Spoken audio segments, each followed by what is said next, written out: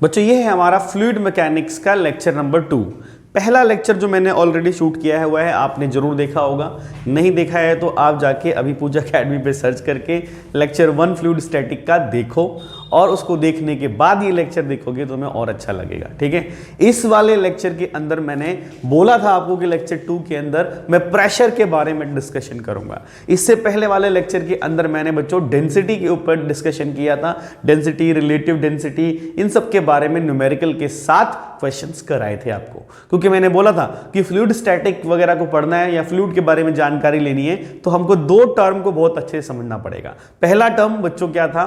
Density, जो कि हमने पहले लेक्चर 1 में शूट कर लिया था, आई होप आपने देखा होगा। ठीक है, और ये लेक्चर नंबर 2 है जिसके अंदर मैं प्रेशर के ऊपर डिस्कशन करूंगा, प्रेशर के बारे में समझाऊंगा और प्रेशर के कंसेप्चुअल प्रॉब्लम भी कराऊंगा, न्यूमेरिकल प्रॉब्लम भी कराऊंगा। यानी प्रेशर से रिलेटेड सारी चीजें आज हम लोग कवर करेंगे। ठीक है, तो हम लोग आ गए हैं बच्चों कहां पर? हम आ गए हैं पूजा अकेडमी पर। मैं हूं आपका राम सर और आप हो मेरी राम जी की सेना, आपको तो पता ही है। ठीक है, तो यहां पर हम लोग जो डिस्कशन कर रहे हैं बच्चों आज हम लोग, वो हमारा क्या है कि फ्लूइड स्टैटिक का ही चैप्टर है हमारा।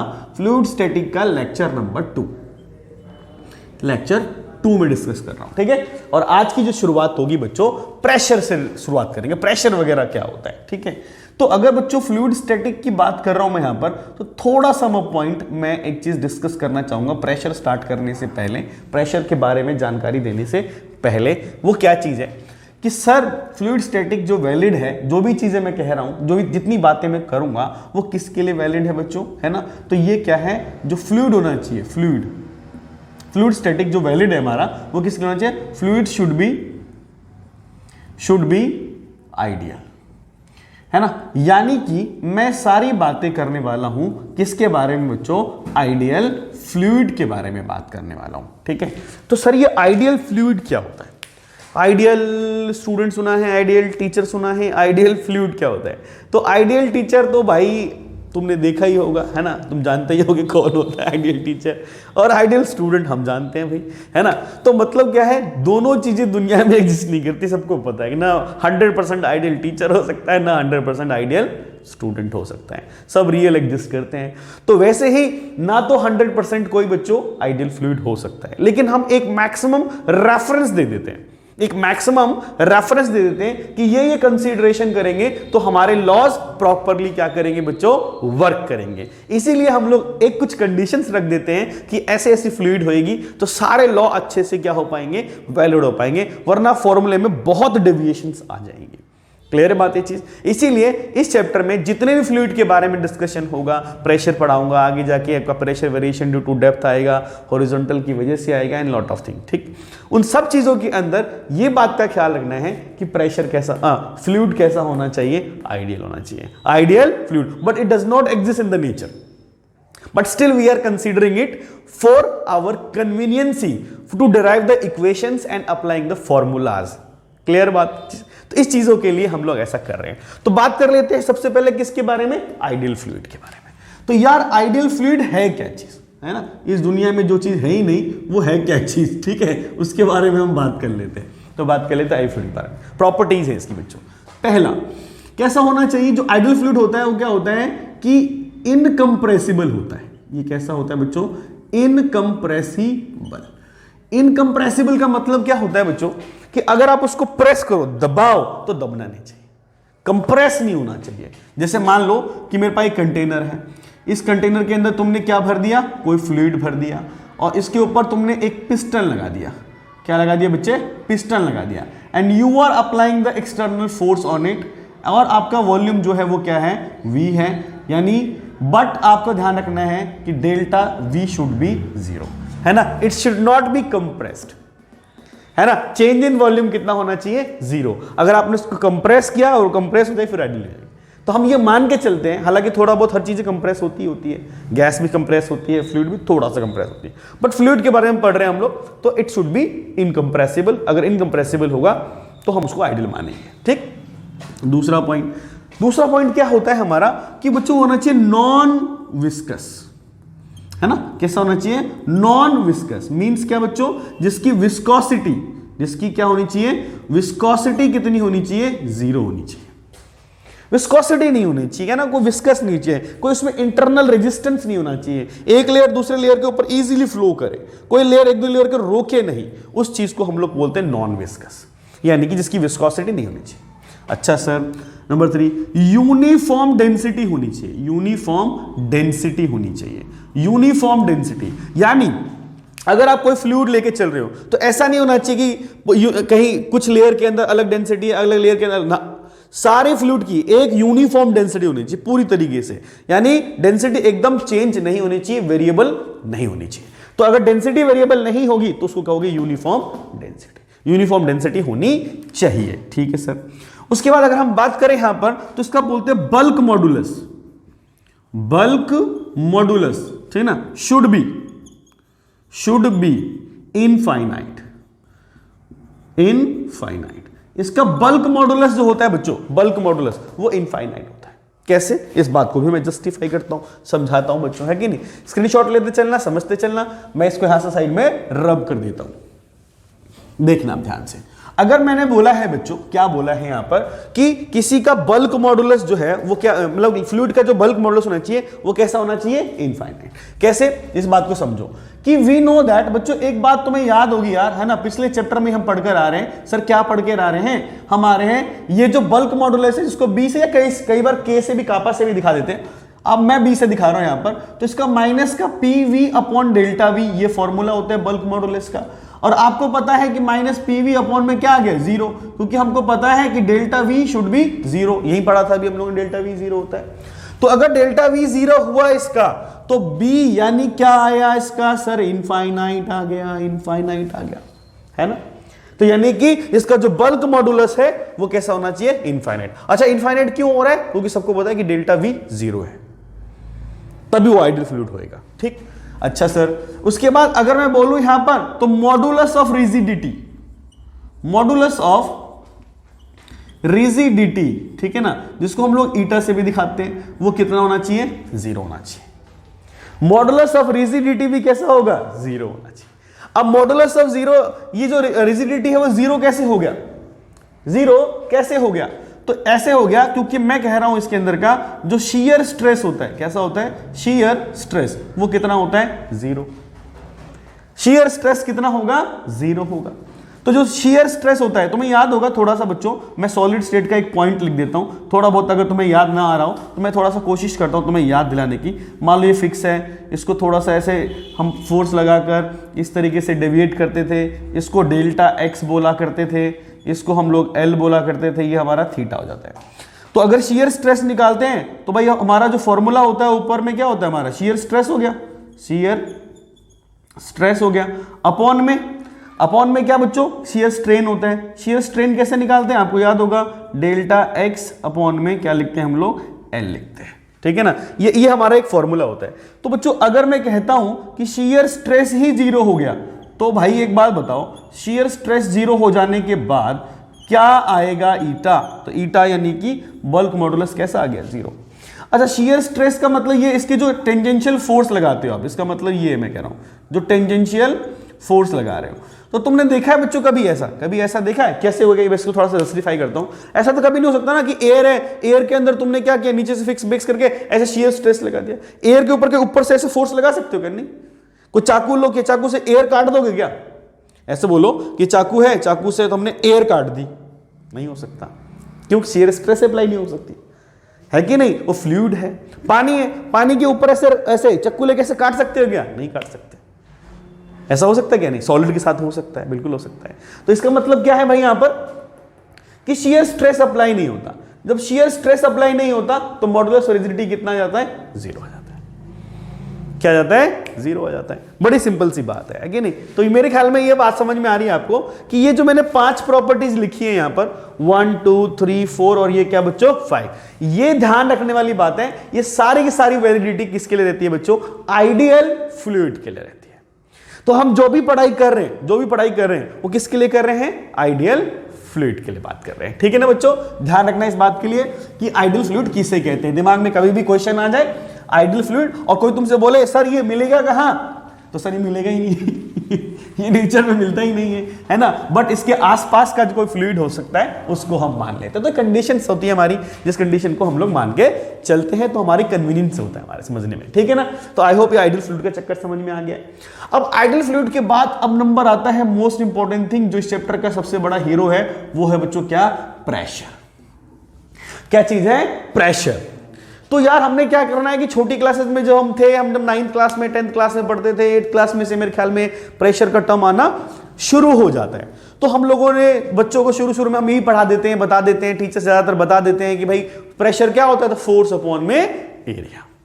यही तो बोलते हैं force upon area, force upon area. लेकिन आपको मैं बता देता हूं कि वो डेफिनेशन पूरी तरह से सही नहीं है, इट इज इनकम्प्लीट। ठीक है, क्यों इनकम्प्लीट, आज मैं आपको रिवील करता हूं, समझाता हूं। ठीक है, कैसे, प्रेशर की बात हो रही है, किसकी बात हो रही है, प्रेशर की। तो प्रेशर के बारे में मैं आपको बताता हूं कि प्रेशर का फॉर्मूला क्या है। फोर्स अपॉन एरिया बोल देते कई बच्चे, सिर्फ थ्रस्ट अपॉन में एरिया बोल देते हैं, उसके बारे में मैं आपको समझाता हूं, फिर इसका मैथमेटिकल भी समझाता हूं।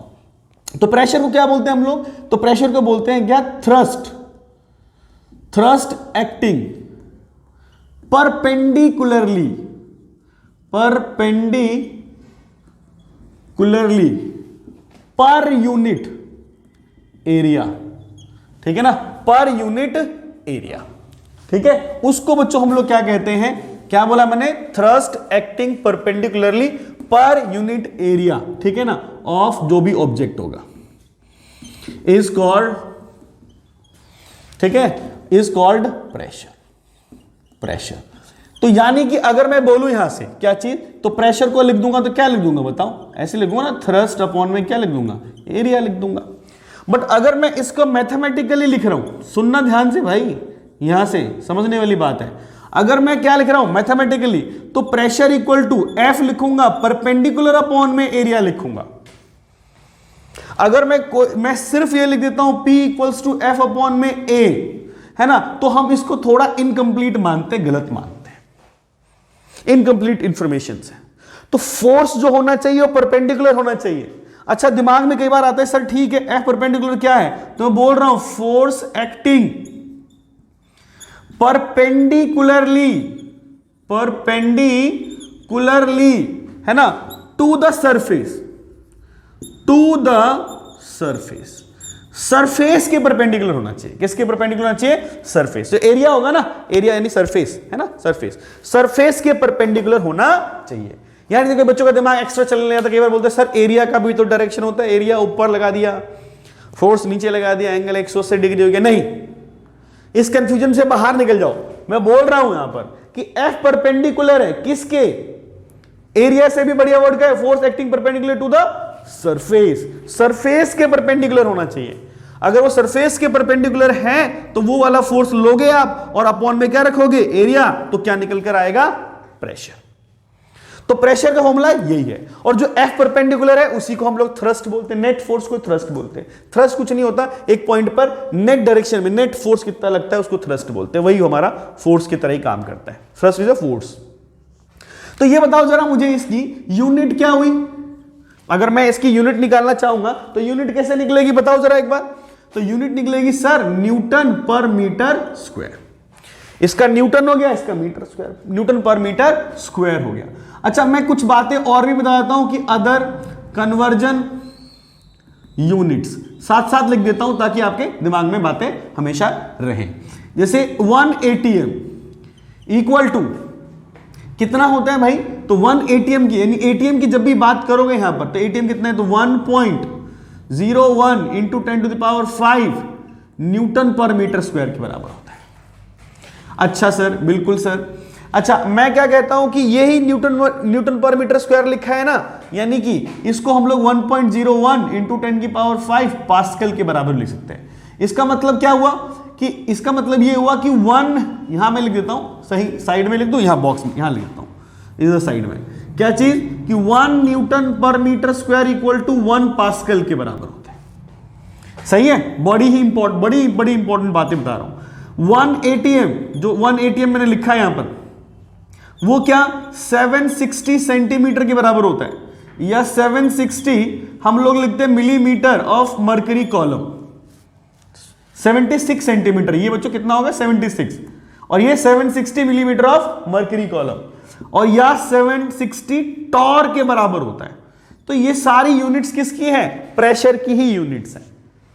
तो हो सकता है कि प्रेशर यूनिट कहीं के पर हम लोग क्या क्या चीजें इस्तेमाल कर लें, तो इसलिए इस बात का आपको ध्यान रखना है कि किस तरीके से बात करी जाए। बात समझ में आ रही है? अच्छा, अलग से मैं एक और पॉइंट लिख देता हूं, लिख ही रहा हूं तो यहां पर क्या कि 1 ATM इक्वल टू 0.987 बार के इक्वल होता है ना। It will be helpful in the conversion units, पर ज्यादातर क्या होता है बच्चों, ये ATM में इस्तेमाल कर लेते हैं या न्यूटन पर मीटर स्क्वायर में ज्यादातर हम काम करते हैं। बट मैंने कन्वर्जन फॉर्मूला भी लिख दिया ताकि आपको कभी कन्वर्ट करना हो कुछ दिक्कत ना आ जाए, समझने में आपके लिए इजी रहेगा। जरा मैं इस बारे में और डिस्कस कर लूं, एफ परपेंडिकुलर का क्या लॉजिक है। अभी तो मैंने यूनिट बता दिया, उसकी डेफिनेशन समझाई आपको, लेकिन थोड़ा मैं डिस्कस करना चाहूंगा कि एफ परपेंडिकुलर है क्या चीज, कहना क्या चाहता है एफ परपेंडिकुलर, उसको मैं कुछ प्रॉब्लम्स के जरिए आपको समझा रहा हूं, ठीक है ना। लुक एट द हियर, है ना, इसको मैं इरेज कर रहा हूं, हटाना हूं, देखना ध्यान से, है ना। स्क्रीनशॉट लेना है तो ले लो, और नोट तो जरूर बनाना, है ना, बिना नोट के कभी नहीं। नोट जरूर बनाना चाहिए अपने, ताकि हम लोग पढ़कर देखें दोबारा सो, बार बार हमको समझ में आए, अपने पास भी कुछ रेफरेंस के लिए होना चाहिए, ठीक है जी। इसको भी मिटा देते हैं, ठीक है सर, ओके। जरा मैं प्रेशर के बारे में थोड़ा और डिस्कस करना चाहता हूं, है ना, न्यूमेरिकली। जैसे मैंने बोला प्रेशर क्या है सर, तो एफ परपेंडिकुलर अपॉन में एरिया। इसका लॉजिक क्या है, इसको समझते हैं, इसका लॉजिक क्या है इसको समझते हैं, ठीक है। जरा देखना, केस नंबर 1, मैं केस बता रहा हूं केसेस के हिसाब से। सर कैसे केस बता रहे हो बताओ जरा एक बार। जैसे मान ले यार कि एक मेरे पास क्यूबॉइड है, ऐसा समझो मेरे पास एक ऐसा क्यूबॉइड है, ऐसा मैंने क्यूबॉइड, और इसको मैं शेड कर रहा हूं भाई, देख ऐसे शेड कर रहा हूं, शेड कर दिया मैंने। इधर से मैंने बिल्कुल परपेंडिकुलर फोर्स लगाया, एफ परपेंडिकुलर कितने का, 100 न्यूटन का। मैं कह रहा हूं इसकी लेंथ जो है वो मान ले कि 10 मीटर की है, इसकी जो ब्रेथ है मान ले वो 2 मीटर की है, इसकी हाइट मान ले 5 मीटर की है, कुछ ही मान ले यार, ये मान लिया मैंने। तो मैं पूछ रहा हूं कि बताओ कि ए बी सी डी, मैं बोल रहा हूं find pressure acting on face A B, ये बी है, बी सी डी। मान लो ये सवाल बना दिया, सिंपल सा है, अंडरस्टैंडिंग बनाने के लिए क्या है मतलब।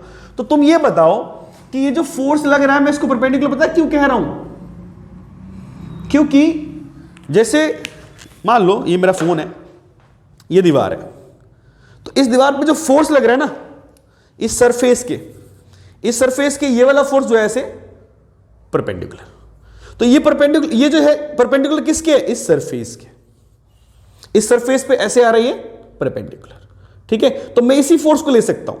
तो इसके हिसाब से देखा जाए तो मैं कैसे निकालूंगा सर, कैसे निकालूं इसके ऊपर, तो बहुत ही इजी है हमारे लिए। क्या सर बताओ, एफ परपेंडिकुलर तो मैंने दे ही दिया सर 100 न्यूटन, एरिया में निकाल लूंगा सर, इसकी क्या लेंथ इनटू ब्रेथ कर लो, इसका एरिया कितना होगा इस वाले का, तो इसकी लंबाई ये वाले देख लो कितने की है सर, ये 2 मीटर की है, ये वाली कितने की है सर 5 मीटर की है, तो एरिया कितने का हो गया सर 5 मीटर इंटू 2 मीटर, यानी कि 10 मीटर स्क्वायर का।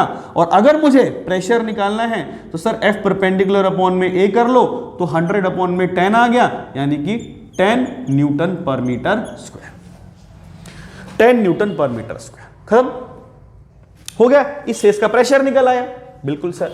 अगर सर मान लो केस नंबर 2, अगर मान लो कि यही डायग्राम होता आपका, जी सर बिल्कुल यही डायग्राम है हमारे पास, सेम टू सेम डायग्राम है, सेम टू सेम डायग्राम है। ये कितने का है सर 10 मीटर, ये कितने का 2 मीटर, सर ये कितने का 5 मीटर। मैं कॉन्सेप्ट क्लैरिटी के लेके चल रहा हूं बच्चों, मैं मान के चलता हूं कि हर बच्चा बहुत यूनिक है, लेकिन क्या करना है मेरे को जीरो से बताते चलता हूं कि कई बार किसी बच्चे का कंसेप्ट क्लियर नहीं हो रहा होता है, तो इसलिए बिल्कुल जीरो लेवल से कॉन्सेप्ट क्लैरिटी करते हुए कि फोर्स लगा रहा हूं, न्यूमेरिकल साथ में बताता चल रहा हूं, ताकि आपको क्लैरिटी दिमाग में अभी से ही बैठती चली जाए, दोबारा प्रेशर देखना ना पड़े, समझ लो, ऐसा बनाना चाहता हूं। तो ध्यान से देखना, मान लो कि मैंने फोर्स ऐसे लगा दिया, इस बार एफ परपेंडिकुलर 100 न्यूटन नहीं लगाया है मैंने, लेकिन इधर लगा दिया। तो अगर मुझे इस वाले फेस पर निकालना है अभी, इस वाले फेस पे, तो क्या निकल जाएगा, बिल्कुल निकल जाएगा, बिल्कुल निकल जाएगा सर। इसका एरिया निकाल लो, तो पहले तो सॉल्यूशन कर देता हूं, है ना, जल्दी से करते हैं इसको फटाफट। कैसे, एफ परपेंडिकुलर कितने का 100 न्यूटन, भाई इसका एरिया जो शेड किया मैंने, इसका क्या एरिया होगा बच्चों, इसका एरिया क्या होगा, लेंथ कितने का है 10 मीटर, ब्रेथ कितने का है 2 मीटर। तो A इक्वल टू कितना आ गया सर 20 मीटर स्क्वायर, 10 2 है ना। तो अब क्या हो गया, अब मुझे निकालना क्या था प्रेशर। तो प्रेशर का क्या फॉर्मूला होता है बच्चों, अब बताओ, F अपॉन में A मत बोलना, F परपेंडिकुलर अपॉन में A बोलना। तो इसका मतलब क्या आया बच्चे बताइयो, तो आया 100 अपॉन में 20 डिवाइड कर दो, तो प्रेशर इक्वल टू कितना आया sir 5 Newton per metre square.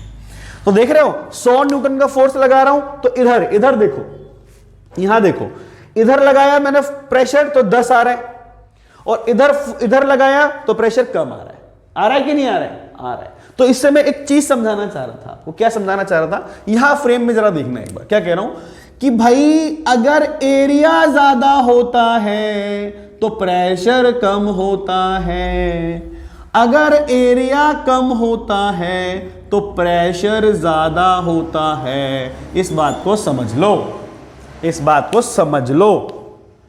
आ रही बात समझ में, मतलब कि क्या है कि अगर एरिया ज्यादा होगा तो प्रेशर अपने आप कम हो जाएगा। तुम देख लो इसका एरिया कितने का था, देख लो 10 मीटर स्क्वायर का एरिया, कितने का 10 मीटर स्क्वायर का, प्रेशर कितने का 10 न्यूटन मीटर स्क्वायर का, देख लो। अच्छा एरिया कम कर दिया मैंने, एरिया कितने कम कर दिया बताओ बताओ बताओ, एरिया कर दिया 20, बढ़ा दिया, एरिया कम नहीं किया बच्चे, बढ़ा दिया। ए से पहले 10 से कितना कर दिया 20 कर दिया, तो प्रेशर देख, प्रेशर कितने का हो गया 5 का हो गया, तो प्रेशर कम हुआ ना एरिया बढ़ाते ही। अच्छा फोर्स सेम रखा है ना भाई, ये याद रखना, ये कैसा रखना पड़ेगा सेम, तभी तो जज करोगे। अगर मैं F को सेम करूंगा तो P inversely proportional to A, जब F कैसा रहेगा कांस्टेंट रहेगा, F कैसा रहेगा सेम रहेगा। फोर्स तो सेम ही रखा है ना भाई, फोर्स सेम रखा है तो जजमेंट कर लिया मैंने। तो ज्यादा बड़े एरिया पे, ज्यादा बड़े एरिया होने से प्रेशर कम लगता है, और छोटे एरिया में प्रेशर क्या लगता है ज्यादा। आ रही बात समझ में कि नहीं आ रही। तो तुम्हें मैं एक सिंपल सा एग्जांपल बताता हूं, एक सिंपल सा एग्जांपल, बहुत ही सिंपल एग्जांपल बताता हूं। मान ले एक कील है, एक कील है, अगर मैं उस एक कील के ऊपर अपना हाथ ऐसे मारूं जोर से, तो हो सकता है वो कील मेरे हाथ के आर पार चली जाए, यहां से ब्लीड कर जाएगा। क्यों? क्योंकि जो कील का तो शार्प एंड है, शार्प, तो वो क्या करेगा, उसके एरिया बहुत छोटा है, बहुत छोटा एरिया होता है कील का, तो वो क्या करेगा, वो इतने छोटे से एरिया पे सारा फोर्स लगा देगा, तो बहुत तगड़ा प्रेशर लगेगा, बहुत तगड़ा प्रेशर लगेगा, जिसकी वजह से हाथ में छेद हो जाएगा। लेकिन मान ले कि मेरे पास ये ऐसा कोई सरफेस है, ये मेरा मोबाइल का एक सरफेस है, इसे पूरे पे इक्वल हाइट पर कील लगा दी, खूब सारी भर भर के कील लगा दी, और फिर मैं इससे मारूंगा तो क्या होगा, सर हाथ खून हो जाएगा? नहीं, मेरे को कुछ नहीं होगा एकदम। अगर पूरी इक्वल हाइट में कील होनी चाहिए, उस पर अगर मैं बैठ भी जाऊं तब भी कुछ नहीं होगा। सर बैठ के दिखाओ तो मैं तुम्हें इसके लिए एक चीज भी बाद में नेक्स्ट क्लास में हो सकता है, नहीं तो मैं अभी कुछ दिनों के अंदर मैं आपको एक वीडियो बना के दिखाऊंगा इसके ऊपर, है ना। नहीं तो विशाल सर या दिवाकर सर आएंगे, इसके ऊपर एक वीडियो तुम्हें दिखाएंगे, जहां पर तुम्हें दिखाऊंगा, ये फील कराऊंगा कि एक नीडल, एक कील तगड़ा प्रेशर लगाती है, जबकि बहुत सारी कील का सरफेस एरिया बढ़ा देते हैं हम लोग, तो वो प्रेशर रिड्यूस हो जाता है। इवन चाहे तुम घर पे एक एक्सपेरिमेंट करके देख लो, इक्वल हाइट की कील लगा लो किसी सरफेस के ऊपर, और उसके ऊपर बलून रखो, बलून नहीं फूटेगा, और एक कील लगा दोगे तो फूट जाएगा। तो ये बहुत इंपॉर्टेंट कॉन्सेप्ट है, बहुत इंपॉर्टेंट कॉन्सेप्ट है, ठीक है ना। तो ये चीज जो होती है वो हमारे पास जाननी चाहिए।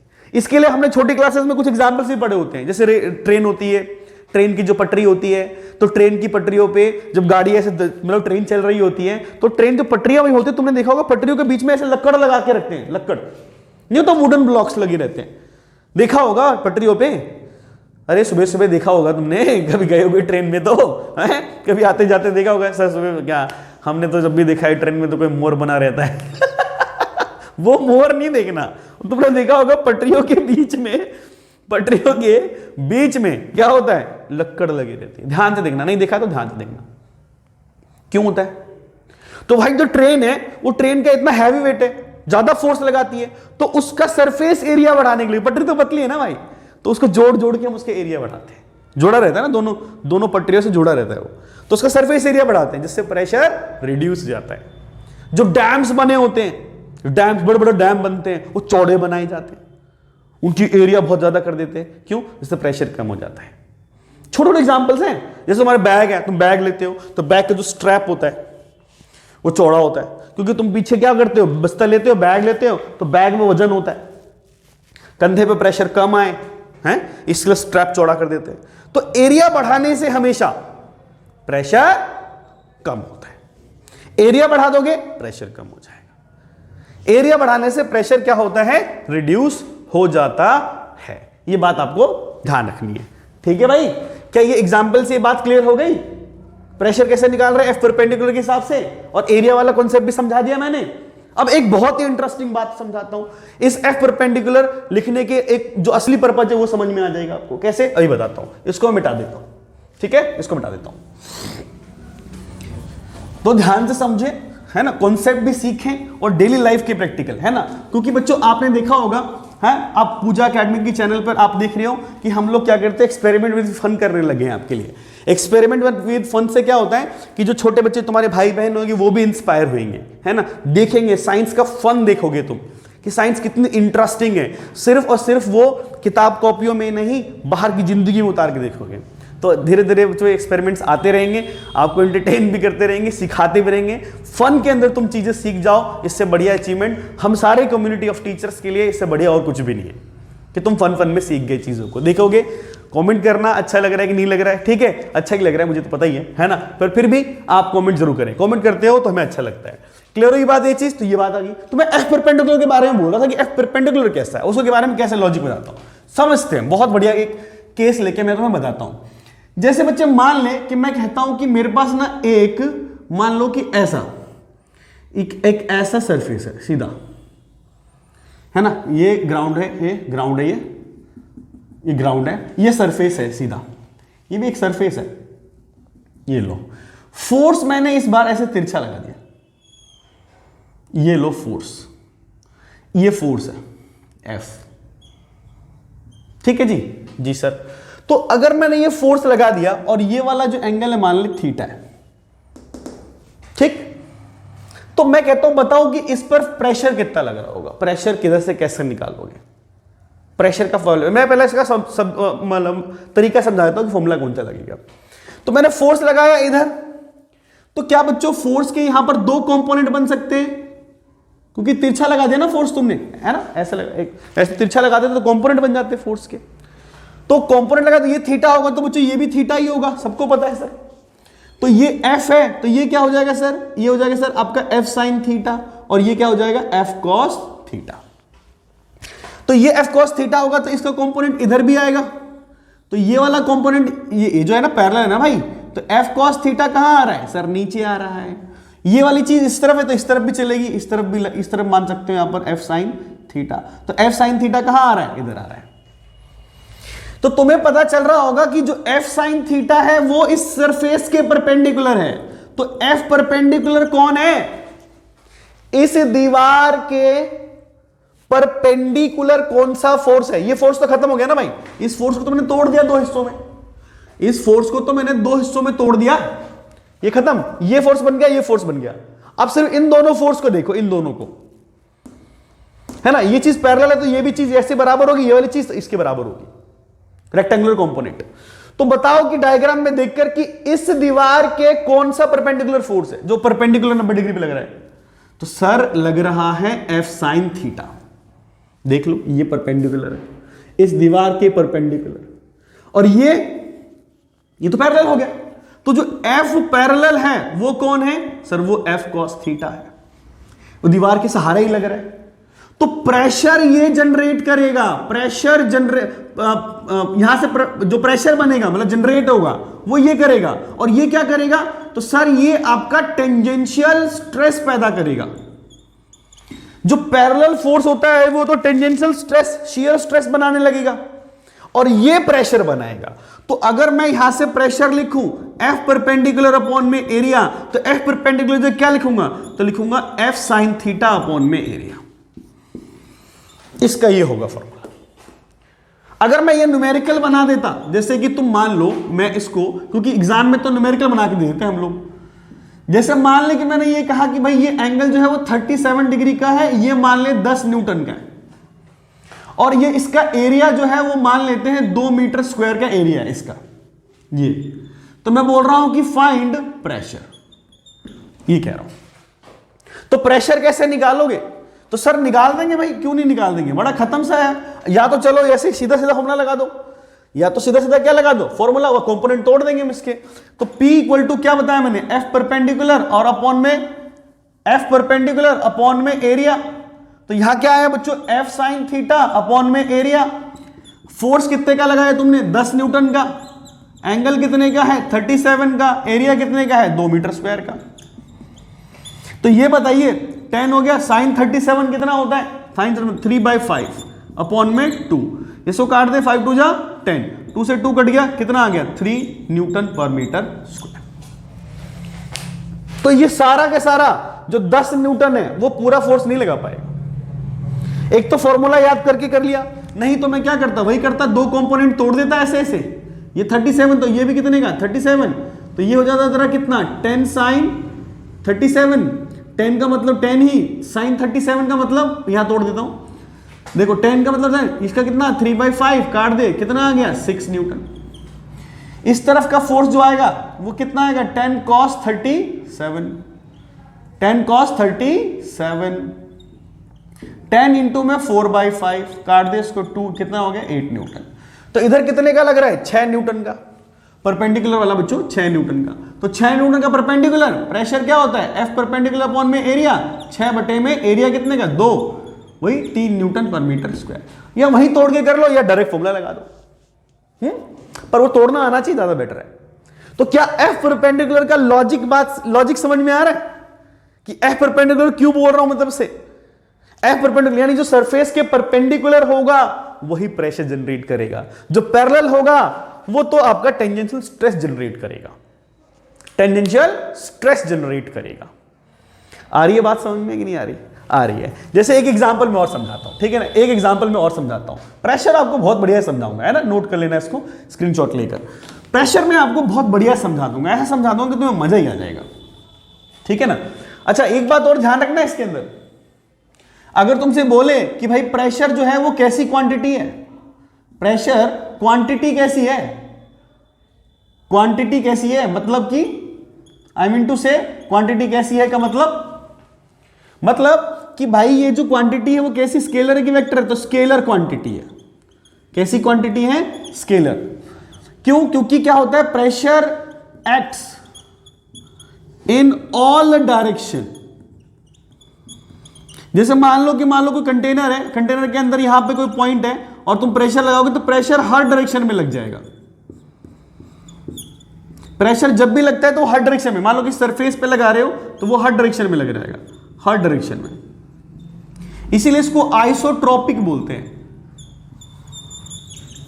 ठीक है ना, आइसोट्रॉपिक होता है, मतलब हर डायरेक्शन में लगता है। स्केलर क्वांटिटी है तो वेक्टर क्वांटिटी तो है नहीं, स्केलर के सारे रूल्स लगते हैं, ठीक है। जैसे कि क्यों बताया ना मैंने, डायरेक्शन क्यों नहीं है, क्योंकि भाई ये हर डायरेक्शन में है तो नेट डायरेक्शन कुछ भी नहीं आती, नेट डायरेक्शन कुछ भी नहीं आती।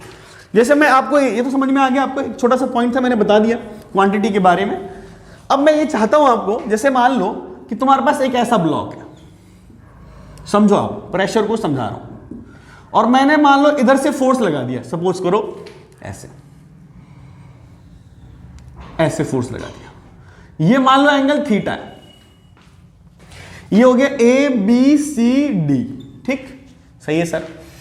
मैंने फोर्स लगा दिया, मान ले F लगा दिया, तो मैं बोलता हूं कि प्रेशर बताओ, प्रेशर।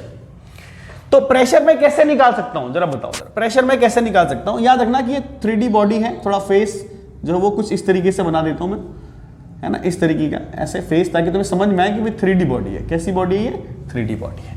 थोड़ा बढ़िया डायग्राम बनाता हूं, मजा नहीं आया डायग्राम में। मान लो ऐसा कर देता हूं, क्यूब बना देता हूं, ताकि थोड़ा बेटर क्वेश्चन बनाऊं, ताकि आपके कॉन्सेप्ट क्लैरिटी हो जाए। मान लो ऐसे करके इधर फोर्स लगा दिया, है ना, इस डायरेक्शन में एंगल कितने पे लगा दिया, थीटा पे लगा दिया, ठीक है सर। ये F है तो ये थीटा है। तो अभी मैंने बोला, मान लेकिन नाम दे दे इसको ABCD EFGH ऐसे नाम देनी है। तो भाई मुझे बताओ कि प्रेशर निकालना है मुझे इसके ऊपर, तो मैं कैसे निकालूं। तो भाई 2 कंपोनेंट बनाओ उसके, फोर्स के 2 कंपोनेंट तोड़ दो। एक कंपोनेंट तो तुम्हें पता है बच्चों इधर आ जाएगा, एक कंपोनेंट कहां आ जाएगा, इस तरफ आ जाएगा, फोर्स के कितने कंपोनेंट बनेंगे? 2। जैसा अभी मैंने थोड़ी देर पहले तोड़ा था कंपोनेंट, उसी तरह से मैं कंपोनेंट तोड़ रहा हूं, ठीक है, ढंग से थोड़ा सा इसको हाइट ले रहा है ऐसे करके यहां से। तो अब मैं क्या करता हूं, इसका एक कंपोनेंट इधर और एक कंपोनेंट इधर। तो देखो ये थीटा है, तो ये भी कितना क्या हो जाएगा? थीटा का हो जाएगा। तो ये वाला जो थीटा है भाई, ये वाला जो ये थीटा है, तो ये ऐसे मैंने तोड़ा इसको। तो तुम मुझे बताओ ये फोर्स कितने का था? F का था। तो ये क्या बना था सर? ये F sin थीटा। ये क्या बना था सर? F cos theta. अभी थोड़ी देर पहले तोड़ के दिखाया मैंने, समझ में आ रहा है तो कैसे तोड़ रहा हूं यहां पर, ठीक है। तो ये F sin थीटा और ये F cos थीटा। तो ये बताओ कि ये वाला फोर्स इस वाले फेस पर है ना, मैं मान लो प्रेशर निकालना चाहता हूं, कौन से वाले फेस पर? इस वाले फेस पर, ADGH। तो मैं क्या लिखूंगा? F परपेंडिकुलर अपॉन में एरिया लिख रहा हूं किसका भाई? ADGH। कॉन्सेंट्रेशन रखना यार, है ना, ये नहीं कि सवाल मतलब समझ नहीं आ रहा, कुछ नहीं करने, कॉन्सेंट्रेशन थोड़ा सा रखोगे और करके देखोगे तो लगेगा हाँ सर बिल्कुल आसानी समझ में आ गया। कॉन्सेप्ट क्या है? प्रेशर के ऊपर मैं बढ़िया से आपको समझाने की कोशिश कर रहा हूं। ज्यादातर लोग क्या करते हैं कि एक प्रॉब्लम करके आगे बढ़ जाते हैं। मैं कोशिश कर रहा हूं कि प्रेशर पहले क्लियर कर दूं, फिर फ्लूइड वाटर में डिप करूंगा। तो ये समझना बहुत जरूरी है। तो F परपेंडिकुलर कितना? F sin थीटा अपॉन में एरिया जो इसका ADH का आ जाएगा, है कि नहीं? एरिया ऑफ ADGH, ये वाला फोर्स। और ये F cos थीटा इस वाले पे क्या करेगा? F cos थीटा इस वाले पे क्या करेगा बताओ? तो उस पे तो क्या लगेगा भाई? शियर स्ट्रेस मारेगा। तो इस वाले फेस पर केवल कौन सा? F sin थीटा ही क्या कर रहा है? एक्ट कर रहा है। समझ में आई बात ये चीज? अच्छा मान लो एक चीज और मैं कहता हूं, मान ले एक पॉइंट और, लगे हाथ देखते जाओ बस, मैं चाहता हूं हर पॉइंट तो मैं ना क्लियर कर दूं यार।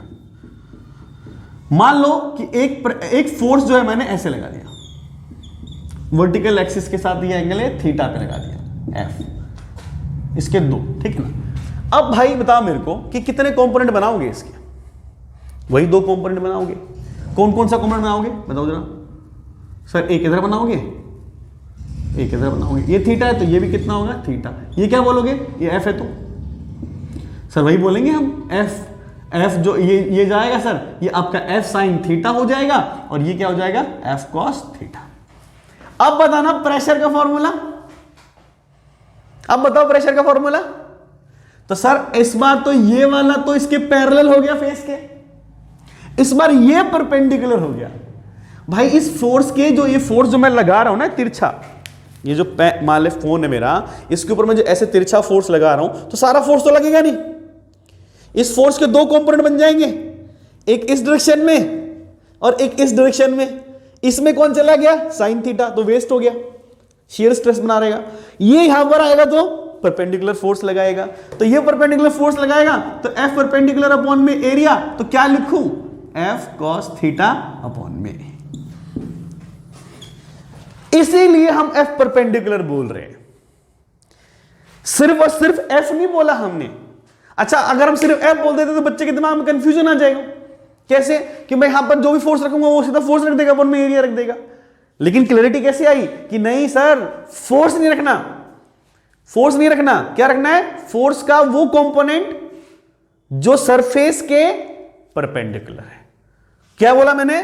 फोर्स का वो कंपोनेंट जो किसके? सरफेस के परपेंडिकुलर हो।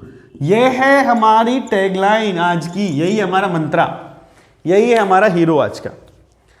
तो फोर्स वही लो जो सरफेस के परपेंडिकुलर हो, सरफेस के परपेंडिकुलर हो। सही है?